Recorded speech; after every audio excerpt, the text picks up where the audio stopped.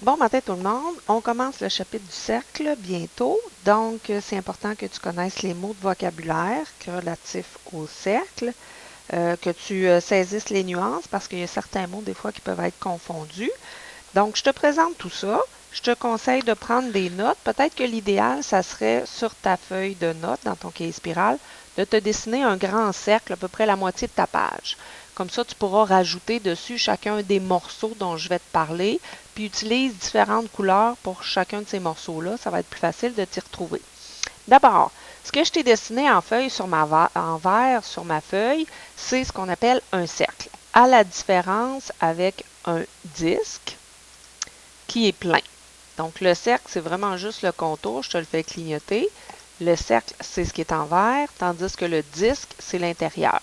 Dans la vie de tous les jours, ce qu'on appellerait un cercle, ça pourrait être par exemple un bracelet qui est rigide. Donc ça serait un cercle.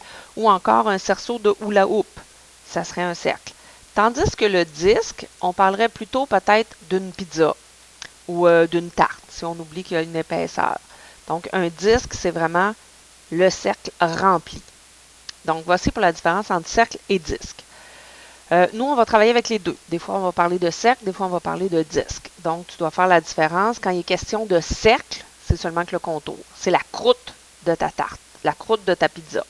Tandis que le disque, c'est la pizza au complet. Donc, je remets mon cercle en place. Ce que tu connais déjà du cercle, c'est le rayon. Je te le fais clignoter en bleu ici. Donc, le rayon du cercle, il part du centre de ton cercle aller jusqu'à un point qui se trouve sur la circonférence de ton cercle, sur le tour de ton cercle. Donc, peu importe où je vais placer ce point-là sur la circonférence, je te conseille de regarder la mesure du rayon. Elle ne change jamais. Donc, peu importe où on prend notre rayon, il va toujours avoir la même mesure. Un cercle a tous ses rayons congrus, tous ses rayons isométriques.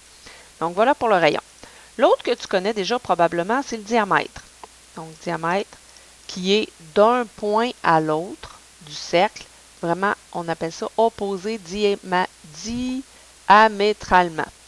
Ouais. Donc, d'un point, d'un côté à l'autre de ton cercle, qui traverse complètement ton cercle en passant par le centre. Donc, même principe, si je fais bouger, oh, là, je vais essayer de te faire ça. Si je fais bouger mon diamètre, peu importe où je le prends sur mon cercle, il garde toujours exactement la même mesure. C'est comme le rayon. Donc, peu importe où on le trace, il va toujours avoir la même mesure. Donc, on a vu le rayon, on a vu le diamètre. Ce que je dois te parler aussi, c'est ce qu'on appelle des cordes. Les cordes, qu'est-ce que c'est? Dans le fond, c'est quand je relie deux points de mon cercle. Là, je viens de te dessiner la corde qu'on appelle G, qui est le segment F G, qui relie le point F jusqu'au point G. Donc, ce segment-là, ça s'appelle une corde. Dans mon cercle, là, je vais essayer de te faire afficher la mesure, 4,5. Dans mon cercle, si je change un de ces deux points-là de place, j'ai encore une corde, mais est-ce qu'elle a conservé sa mesure? Non. Les cordes du cercle n'ont pas toujours la même mesure. Ça se peut que oui, c'est pas obligatoire. C'est pas comme le rayon et le diamètre. Donc, la corde, ça relie deux points du cercle quelconque. Est-ce que ça pourrait être ces deux points-là? Si ma corde passe par le centre, c'est une corde et ça correspond aussi au diamètre. Donc, c'est le petit cas particulier.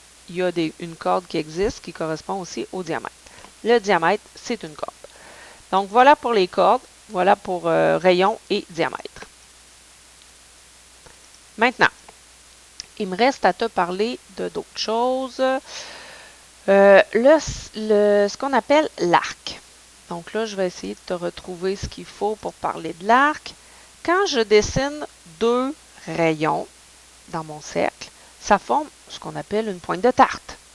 Donc, l'équivalent de ma croûte de pizza, donc la distance ici sur le cercle entre mes deux points, ça correspond à ce qu'on appelle un arc. C'est vraiment juste la demi-lune ici. Donc, mon arc, c'est la portion de croûte sur ma pizza. Donc, c'est la distance entre deux points sur mon cercle. Et Là, mon dessin n'est pas très beau. Ça devrait être vraiment juste la demi-lune ici, là. Donc, ça peut prendre différentes grandeurs. Maintenant, la question que je te pose, plus l'angle est grand, tu vois qu'ici, ça forme un angle, plus mon angle est grand, es-tu d'accord pour dire que plus l'arc va être grand aussi? Forcément. Donc, c'est une situation de variation directe, une situation de proportionnalité. Tu te souviens que dans ce temps-là, on se faisait un petit tableau. Donc, on va en parler rendu là. Donc, l'arc, c'est vraiment juste la croûte. Tandis que le secteur, c'est la pointe au complet. Donc, je ne vais pas juste prendre ma croûte, je prends toute la pointe de pizza au complet. Puis, le même principe, plus mon angle au centre va être grand, plus ma pointe va avoir une aire qui est grande aussi. Donc, encore une fois, situation de proportionnalité. On aura un petit tableau à utiliser, produit des moyens égal au produit des extrêmes, comme tu es habitué de le faire. C'est le même principe. Donc, ça fait le tour. Si je résume les mots dont on a parlé de cercle, de disque, de rayon, de diamètre, de corde. On a aussi parlé de arc et de secteur. Il y a le centre du cercle dont je ne t'ai pas parlé, mais je pense que tu le connais, c'est le point milieu dans le fond. Il y a des vidéos qui sont déjà en ligne qui t'expliquent comment trouver le centre d'un cercle. Donc, tu peux aller voir ça si tu as besoin. Ça pourrait être une question à l'examen. Bon travail tout le monde!